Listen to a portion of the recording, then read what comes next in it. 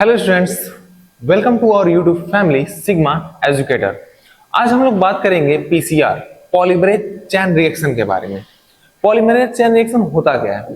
Polymerase chain reaction में हम करते क्या हैं, जो यदि कोई डीएनए क्राइम सीन से में मिला है और उसकी मात्रा इतनी कम है जिससे हम डीएनए टेस्ट या डीएनए फिंगरप्रिंटिंग की प्रोसेस को नहीं कर पा रहे हैं, डीएनए टेस्ट या डीएनए फिंगरप्रिंटिंग की प्रोसेस को आगे नहीं बढ़ा पा रहे हैं, तो क्या हमें उस डीएनए की मात्रा को बढ़ानी पड़ेगी? क्योंकि उस डीएनए की मात्रा कम है तभी तो हम ये प्रोसेस आगे नहीं कर पा रहे हैं। तो डीएनए की मात्रा को आर्टिफिशियली में बढ़ाने के लिए हम यूज करते हैं पीसीआर का।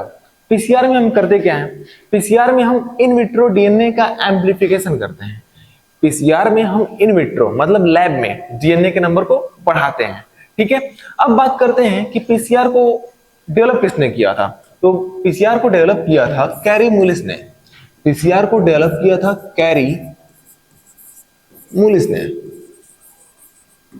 कैरी मुलिस ने 1983 में पीसीआर को डेवलप किया था। और पीसीआर का हम यूज क्या करते हैं? पीसीआर का यूज हम करते हैं इन विट्रो डीएनए के एम्प्लीफिकेशन में।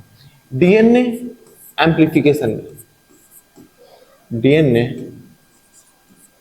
Amplification, in vitro DNA amplification.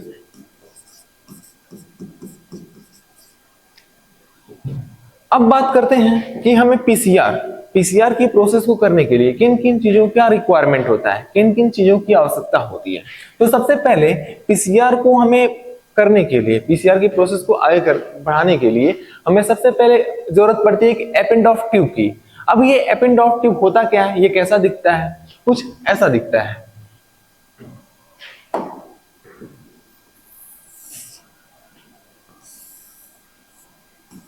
ये रहा अपना एपेंडॉफ ट्यूब। एपेंडॉफ ट्यूब का स्ट्रक्चर कुछ ऐसा ही होता है। ठीक है, अब हम क्या करते हैं एपेंडॉफ ट्यूब में जो अपना सैंपल डीएनए होता है, वो डीएनए जो हमें क्राइम सीन से मिला है, या मतलब जिस डीएनए का हमें रेप्लिकेशन कराना है, एम्प्लीफिकेशन कराना है, उसके नंबर को बढ़ाना है, तो उस डीएनए को हम क्या करते हैं, इस एपेंडॉफ ट्यूब में ऐड करते हैं। जो अपना सैंपल डीएनए है, इस सैंपल डीएनए को हम क्या करते हैं, इस एपेंडॉफ ट्यूब में ऐड करते हैं। सैंपल डीएनए को हम इस एपेंडॉफ ट्यूब में ऐड करेंगे। ठीक है, ये क्या है अपना सैंपल डीएनए, सैंपल डीएनए। और साथ ही साथ हम इस एपेंडॉफ ट्यूब में डीएनए के लिए जिन न्यूक्लियोटाइड्स की आवश्यकता होती है, जिन न्यूक्लियोटाइड्स की आवश्यकता होती है डीएनए के रेप्लिकेशन के लिए, उन न्यूक्लियोटाइड्स को इस एपेंडॉफ ट्यूब में ऐड करते हैं। अब वो न्यूक्लियोटाइड्स कौन कौन से होते हैं? वो न्यूक्लियोटाइड्स होते हैं dATP, dGTP, dCTP and dTTP. इन सारे न्यूक्लियोटाइड्स को हम ऐड करते हैं इस एपेंडॉफ ट्यूब में। और साथ ही साथ हम इसमें ऐड करते हैं डीएनए प्राइमर। इसमें हम ऐड करते हैं डीएनए प्राइमर को। इस एपेंडॉफ ट्यूब में हम ऐड करते हैं डीएनए प्राइमर को, डीएनए प्राइमर। क्योंकि जो डीएनए प्राइमर होता है, डीएनए प्राइमर डीएनए पॉलीमरेज को बैठने के लिए जगह देता है। और ये जो डीएनए पॉलीमरेज होता है, डीएनए पॉलीमरेज डीएनए रेप्लिकेशन का मेन एंजाइम होता है। डीएनए पॉलीमरेज ही डीएनए के एक स्ट्रैंड से दूसरा स्ट्रैंड बनाता है, दूसरे स्ट्रैंड का फॉर्मेशन करता है। जैसे डीएनए रेप्लिकेशन होता क्या है, एक डीएनए से दो डीएनए का बनना, ये तो होता है रेप्लिकेशन। जैसे ये देखिए, ये रहा अपना डीएनए।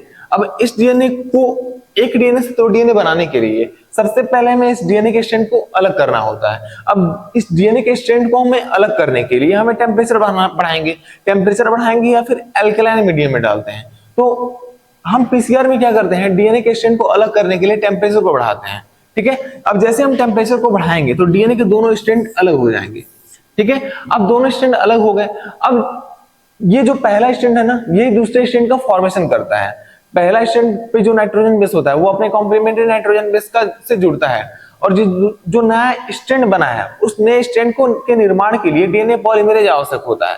ठीक है, अब एक एंजाइम होता है डीएनए पॉलीमरेज, यही इस नए स्ट्रैंड का फॉर्मेशन करता है। जो डीएनए पॉलीमरेज होता है इस नए स्ट्रैंड का फॉर्मेशन करता है। अब देखिए, अब क्या एक स्ट्रैंड से दो डीएनए बन गए कि नहीं, एक डीएनए से दो डीएनए बन गए हैं, इसी को हम बोलते हैं डीएनए रेप्लिकेशन, मतलब एक डीएनए से दो डीएनए का बनना डीएनए रेप्लिकेशन होता है। तो इसके लिए हमें आवश्यकता होती है डीएनए पॉलीमरेज की।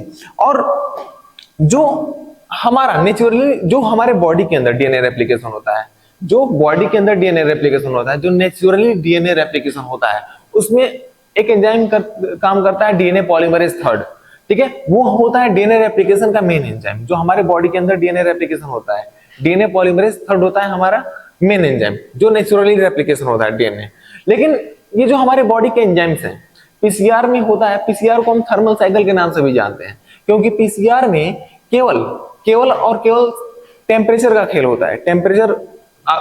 टेम्परेचर चेंज करते रहते हैं और प्रोसेस अपनी बढ़ती रहती है पीसीआर में।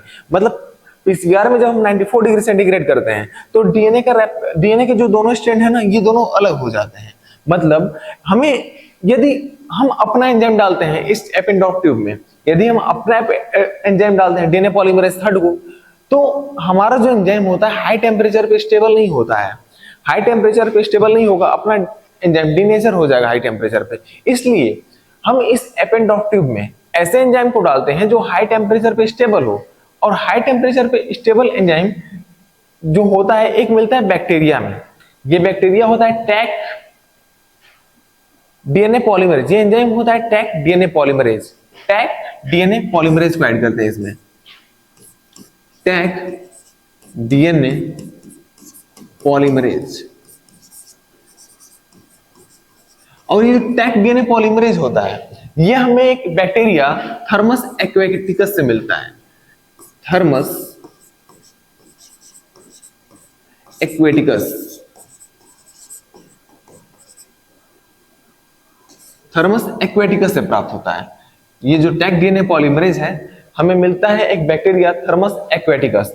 अब यहाँ पे जो चीज है ना, ये बैक्टीरिया के जीनस से लिया गया है और एक्यू जो है ये स्पीसीज से लिया गया है, ठीक है, टैक डीएनए पॉलीमरेज। अब ये क्या करता है, ये जो टैक डीएनए पॉलीमरेज है ना, डीएनए के नए स्ट्रैंड का फॉर्मेशन करता है, ठीक है। और इस टैक डीएनए पॉलीमरेज को बैठने के लिए हमें एक साइट देनी पड़ती है। अब वो जो साइट होती है वो होता है डीएनए प्राइमर। साथ ही साथ इस एपेंडॉक्ट ट्यूब में हम ऐड करते हैं डीएनए प्राइमर को, डीएनए प्राइमर को ऐड करते हैं।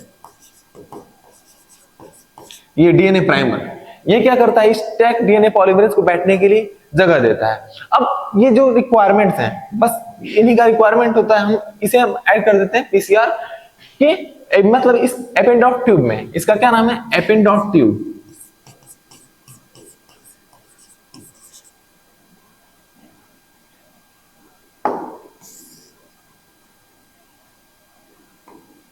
एपेंडॉक्ट ट्यूब, इसमें हम इन सभी जो रिक्वायरमेंट्स होता है डीएनए रेप्लिकेशन के लिए, जिन जिन चीजों का रिक्वायरमेंट होता है, इस एपेंडॉक्ट ट्यूब में ऐड कर देते हैं। इसके बाद हम क्या करते हैं, इसके बाद हम करते हैं, एक आता है PCR machine. PCR machine, PCR machine कुछ ऐसा होता है, स्क्रीन लगी होती है और साथ ही साथ एक कीबोर्ड होता है यहां पे, ठीक है। अब इन्हीं पीसीआर मशीन में कुछ वेल्स होते हैं, वेल्स, बहुत सारे वेल्स होते हैं। इन्हीं वेल्स में हम क्या करते हैं, ये जो एपेंडॉक्ट ट्यूब है ना, इसी एपेंडॉक्ट ट्यूब को इस होल्स में लाकर हम रख देते हैं। जैसे मान लीजिए ये एपेंडॉक्ट ट्यूब है अपना, हमने समझाने के लिए बस एक ही एपेंडॉक्ट ट्यूब ली है, इसमें बहुत सारे एपेंडॉक्ट ट्यूब को हम लोग रख सकते हैं, ठीक है। हमने जो एपेंडॉक्ट ट्यूब लिया है, इस एपेंडॉक्ट ट्यूब को हमने यहाँ पे ऐड कर दिया। अब क्या करते हैं, ये जो पीसीआर मशीन है ना, पीसीआर मशीन से प्रोग्रामिंग सेट करते हैं और क्या करते हैं इसमें,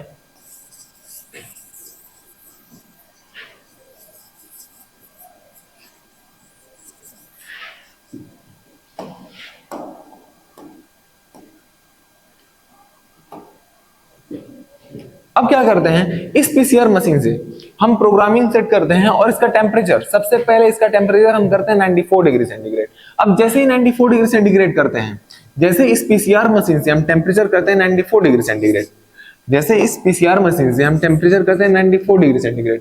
94 डिग्री सेंटीग्रेड पे जो डीएनए होता है उसके दोनों स्ट्रैंड अलग हो जाते हैं, मतलब डीएनए का डीनेचुरेशन हो जाता है।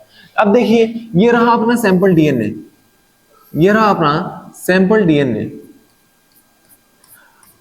अब जैसे ही हम पीसीआर मशीन से प्रोग्रामिंग करके 94 डिग्री सेंटीग्रेड टेम्परेचर करते हैं, 94 डिग्री सेंटीग्रेड टेम्परेचर करते हैं, वैसे ही ये जो दोनों स्ट्रैंड होते हैं ना डीएनए के, दोनों स्ट्रैंड डीएनए के सेपरेट हो जाते हैं। ठीक है, इसी को हम बोलते हैं डीनेचुरेशन। डीनेचुरेशन 92 डिग्री सेंटीग्रेड पे जो डीएनए के दोनों स्ट्रैंड होते हैं वो हो जाते हैं दोनों अलग, इसे हम बोलते हैं डीनेचुरेशन। ठीक है, उसके बाद हम क्या करते हैं, ये जो पीसीआर मशीन से फिर हम 94 डिग्री सेंटीग्रेड से टेम्परेचर को करते हैं 54 डिग्री सेंटीग्रेड। 54 डिग्री सेंटीग्रेड जैसे ही करते हैं 54 डिग्री सेंटीग्रेड, ठीक है, जैसे ही हम 54 डिग्री सेंटीग्रेड करते हैं, ठीक है, उसके बाद क्या होता है, ये जो अपना डीएनए प्राइमर हमने इसमें ऐड किया था ना, इस एपेंडॉट ट्यूब में जिस डीएनए प्राइमर को हमने ऐड किया था वो आकर जुड़ जाता है इन डीएनए के स्ट्रैंड से। इन डीएनए के स्ट्रैंड से वो डीएनए प्राइमर आकर के जुड़ जाता है। ये जो हमने डीएनए प्राइमर है, डीएनए प्राइमर आकर के इस स्ट्रैंड से आकर जुड़ जाता है। ठीक है, इस प्रोसेस को हम बोलते हैं एनीलिंग। इस प्रोसेस को हम क्या बोलते हैं, एनीलिंग। एनीलिंग। और जब एनीलिंग की प्रोसेस हो जाती है उसके बाद हम पीसीआर मशीन से टेम्परेचर करते हैं कितना, 72 डिग्री सेंटीग्रेड। ठीक है, और जैसे ये टेम्परेचर 72 डिग्री सेंटीग्रेड होता है, जैसे ही हम ये टेम्परेचर को 72 डिग्री सेंटीग्रेड करते हैं, ठीक है, तो 72 डिग्री सेंटीग्रेड पे क्या होता है, कौन सी प्रोसेस चलती है, इसके बाद चलती है एक एक्सटेंशन प्रोसेस। एक्सटेंशन, एक्सटेंशन में क्या होता है, एक्सटेंशन में जो डीएनए का स्ट्रैंड है ना, डीएनए मतलब एक्सटेंशन में एक डीएनए से दो डीएनए बन जाते हैं, मतलब ये जो स्ट्रैंड है ये कंप्लीट हो जाता है।